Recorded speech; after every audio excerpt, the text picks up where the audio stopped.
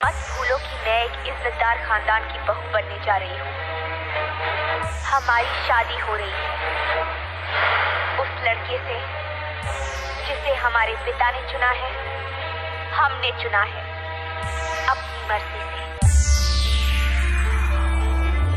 काजल, काजल, काजल।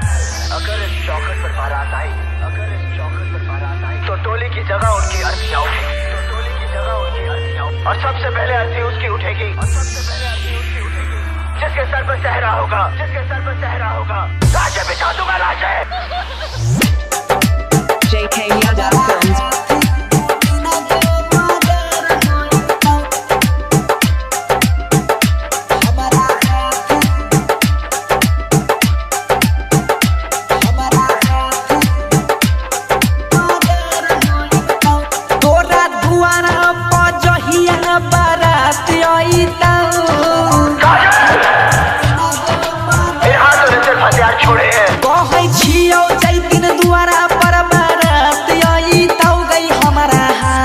से हमारा हाथ दू तीन गो मर्डर होई तो इहे हाथ से दू तीन गो के मर्डर होई तो।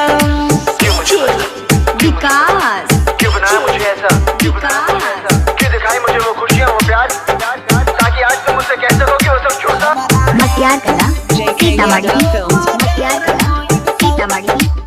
पहिला निशानी अगुआ के खेल खत्म गए, लोकनो बहिन चल पिटाई तो भैरा दाम गए।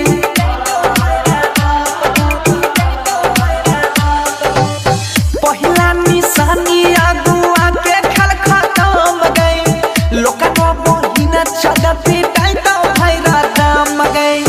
करती है मन जाति डर होई तो, करती है मन जाति डर होई तो गई है हाथे से हमारा हाथ दू तीन गो मर्डर होई तो, हमारा हाथ से दू तीन गो के मर्डर होई तो। हमारा हाथ दू तीन गो मर्डर होई तो, JK Yadav Films. हमारा हाथ, हमारा हाथ मर्डर होई तो। क्रिया तो हर दूल हक जान लेबो, दोसर के घर है गई बसैले न देबो। सबसे पहले अर्थी उसकी उठेगी, जिसके सर पर सहरा होगा। क्रिया तो हर दूल हक जान लेबो, दोसर के घर है गई बसैले न देबो। चर्चाई गाँव में घरे घर होई तो, बंसी के जहिया खबर होई तो गई है हाथे से इहे हाथे